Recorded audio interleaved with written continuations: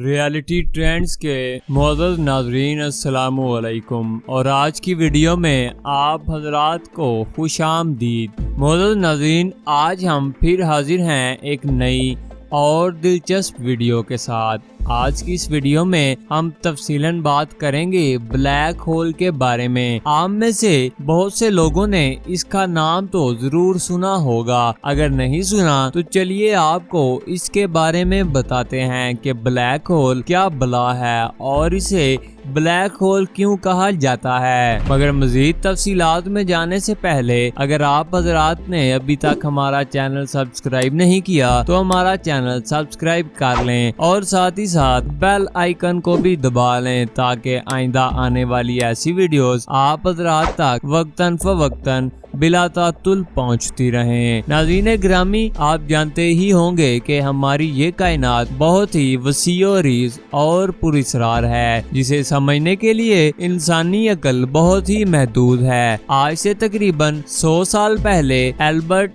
Einstein نے general theory of relativity کو پیش کرتے ہوئے کہا تھا کہ میری کیلکولیشنز کے حساب سے کائنات میں کچھ ایسی چیزیں دیکھ رہا ہوں جن کی گریوٹی باقی چیزوں سے بہت ہی زیادہ ہے، اور انہی میں سے ایک چیز کو بلیک ہول کا نام دیا گیا۔ کمپیوٹر سیمولیشنز اور کیلکولیشنز کی بیس پر مصنوعی طریقے سے بلیک ہول کا نقشہ بنایا گیا۔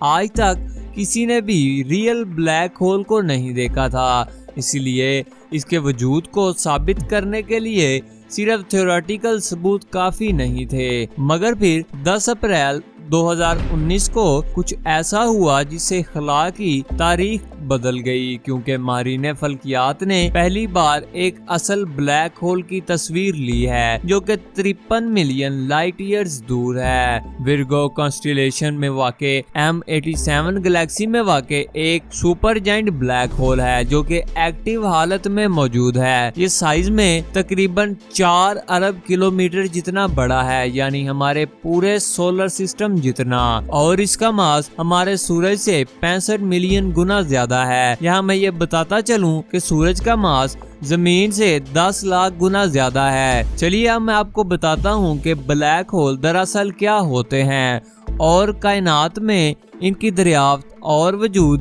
کیا اہمیت رکھتے ہیں۔ کائنات میں موجود سورج سے بھی کئی گنا بڑے اربوں خربوں ستارے، جنہیں ریڈ جائنٹ کہا جاتا ہے، اپنی طبعی عمر پوری کرنے کے بعد جب مرنے کے قریب ہوتے ہیں تو ان کے مرکز کے اندر طے بطے مختلف عناصر پیدا ہونا شروع ہو جاتے ہیں، اور جب ان کے مرکز میں لوہا پیدا ہو جائے تو یہ ایک بہت بڑے دھماکے کے ساتھ پھٹ کر خلا میں بکھر جاتے ہیں۔ اس دھماکے کو سپر نووا کہتے ہیں، اور اس دوران جو روشنی خارج ہوتی ہے اور اس سے روشن اس کائنات میں کوئی اور چیز نہیں ہے۔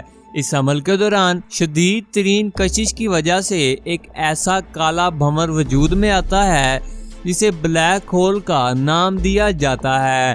اس کی کثافت اتنی زیادہ ہوتی ہے کہ اگر ہماری زمین اس کے سائز کی ہو مگر اسے دبا دبا کر ایک چھوٹے گولف بال کی سائز کا کر دیا جائے، یہ اتنی کشش رکھتے ہیں کہ پورے کے پورے ستارے کو اپنے اندر لپیٹ کر نگل جاتے ہیں، حتیٰ کہ روشنی بھی ان کے پار سے نہیں گزر سکتی بلکہ یہ اسے بھی نگل جاتے ہیں۔ اسی لیے جہاں ایسے بلیک ہولز موجود ہوتے ہیں وہاں کئی لائٹ ایئرز تک اندھیرے کے سوا کچھ بھی نہیں ہوگا۔ یہ اتنی زیادہ کشش کے حامل ہوتے ہیں کہ پوری کی پوری گلیکسیز ان کے گرد گھومنے پر مجبور ہیں۔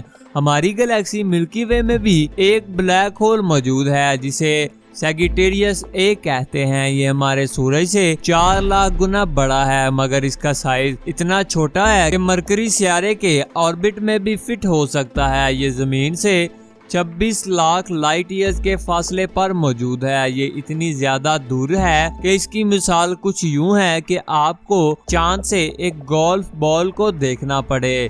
سیگیٹیریس اے بلیک ہول بہت زیادہ بڑا اور ایکٹیو بلیک ہول نہیں ہے۔ लहजा ये पूरी मिल्की वे गैलेक्सी को अपने गिर्द घुमाने पर मजबूर नहीं कर सकता।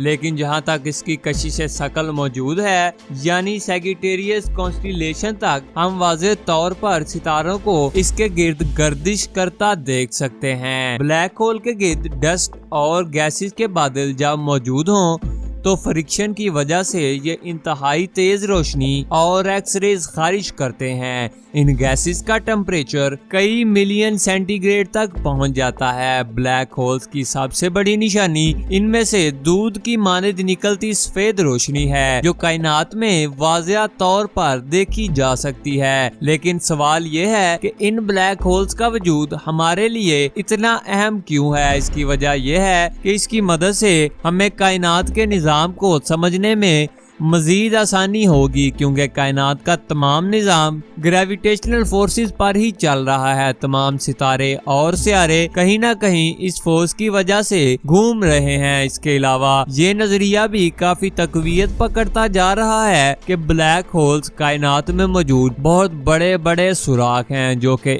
एक कायनात से दूसरी कायनात तक जाने का रास्ता हो सकते हैं। यानी ब्लैक होल से बाहर निकलना मुमकिन है। बिल्कुल यही चीज कुरान करीम में भी कुछ इस तरह से बयान की गई है। आसमान और तारीख की कसम, और तुम्हें क्या मालूम कि तारीख क्या है? ये सितारा साकिब है। साकिब अरबी जुबान में आर पार सुराख या दूध की मानिद रोशनी को कहते हैं, जो अंधेरे में सुराख करती हुई बहुत दूर तक निकल जाती है। और जदीद तरीन और एडवांस रिसर्च के बाद इंसानों को आज इसके बारे में मालूम हुआ है। मोहतरम नाज़रीन, आज की इस वीडियो में हमने बात की ब्लैक होल के बारे में। अगर आपको ये वीडियो पसंद आई तो इसको लाइक, कमेंट और शेयर करें। और अगर आपने अभी तक हमारा चैनल सब्सक्राइब नहीं किया तो हमारा चैनल सब्सक्राइब कर लें और साथ ही साथ बेल आइकन को भी दबा लें, ताकि आइंदा आने वाली ऐसी वीडियोस आप हज़रात तक वक्तन फ़वक्तन पहुंचती रहें। नेक्स्ट वीडियो तक के लिए अल्लाह निगहबान।